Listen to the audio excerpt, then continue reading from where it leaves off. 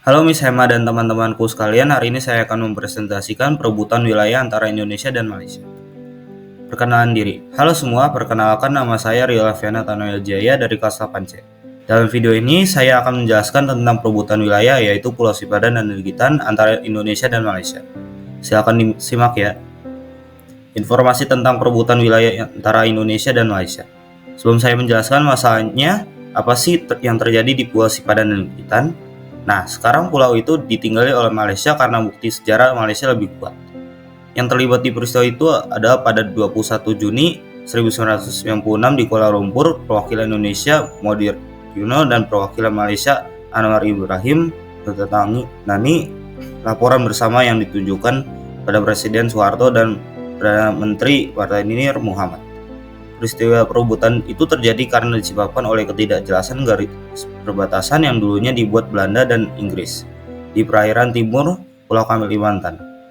Perebutan ini pun diselesaikan pada 17 Desember 2022.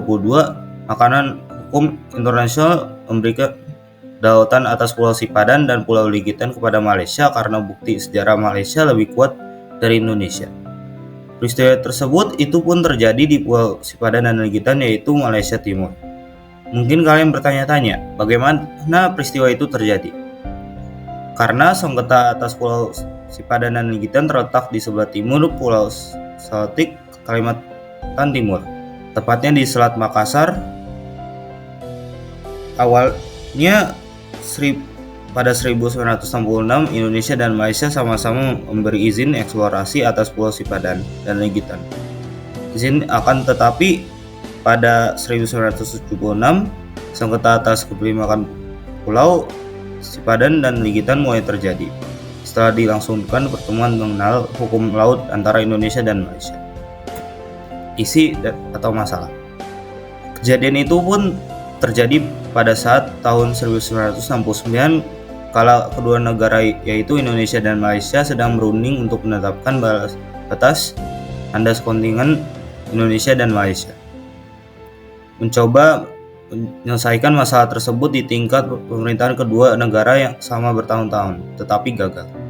Pada 1997, kedua negara sepakat mengajukan kasus kepemilikan Pulau Sipadan dan Legitan ke Mahkamah Internasional atau ICC.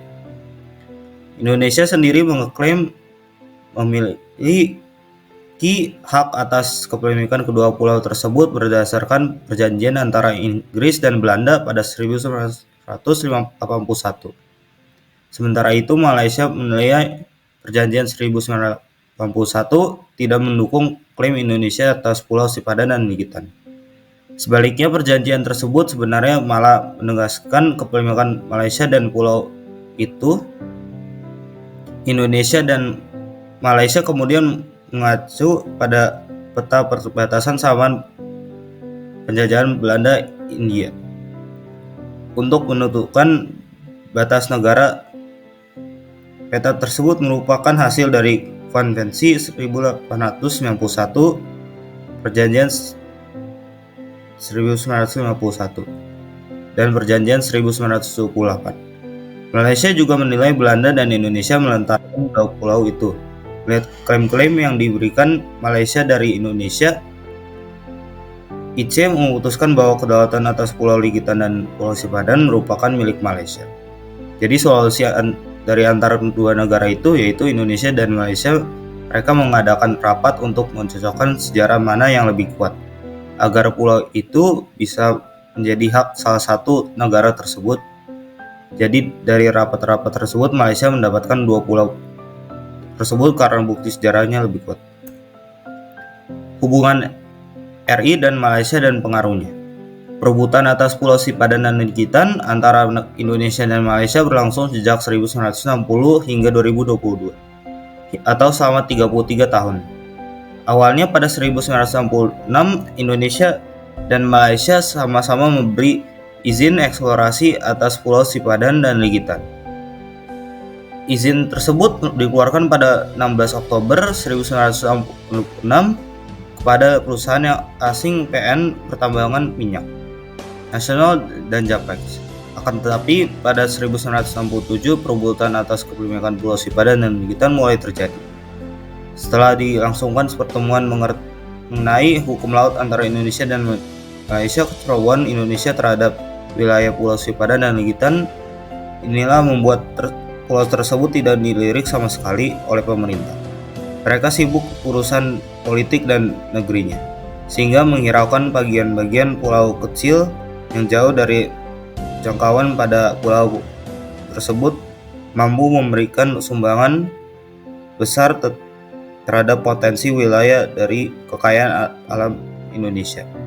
Hal inilah membuat Malaysia akhirnya memenangkan perdebatan ini. Hubungan Indonesia dengan Malaysia kemudian membaik pada saat pemerintahan Soeharto, yakni pada fase Orde Baru. Pengaruhnya adalah pemerasan Pulau Sipadan dan Legitan, kedua pulau yang telah dirampas dari Indonesia tersebut dapat menjadi medium bagi Malaysia untuk melakukan ekspansi ekonomi ke Laut Sulawesi. Dengan mengeksploitasi secara kandungan sumber daya ekonomi di dalamnya, meskipun dijelaskan bahwa secara yuridis Malaysia tidak memiliki hak terhadap zona ekonomi eksklusif Laut Sulawesi. Tetapi realita yang ada bahwa Indonesia masih belum mampu mengeksplorasi potensi sumber daya ekonomi dari wilayah tersebut dapat sekali lagi memperlama posisi Indonesia, di mana kasus ini dibawa ke Mahkamah Internasional. Hubungan Indonesia dan Malaysia sekarang pun baik-baik saja, seperti mereka sudah melakukan kerjasama di bidang ekonomi, bidang pendidikan, bidang sosial, dan kerjasama anti teroris. Argumentasi tentang solusi dari masalah. Iya, saya setuju dengan solusi rapat karena itu cara teraman dengan tidak ada perang dan juga mereka bisa berdiskusi dengan damai. Indonesia, Malaysia juga bisa melakukan negosiasi di dalam rapat atau salah satu dari mereka mengalah dan juga membawa sengketa tersebut ke Mahkamah Hukum Laut Internasional. Tutup kesimpulan, berdasarkan informasi yang saya dapatkan, mereka pilih jalan damai seperti tidak ada perang atau pertumpahan darah. Jadi kita harus bersyukur karena sekarang ini Indonesia tidak sedang berperang dengan Malaysia. Dan perspektif Kristen adalah kita jangan menuruti kemauan daging karena kita bisa saja dampaknya akan menjadi konflik ataupun perang. Dan inilah sumber yang saya pakai. Terima kasih Miss Emma dan teman-temanku sekalian untuk mendengarkan presentasi saya. Tuhan Yesus memberkati.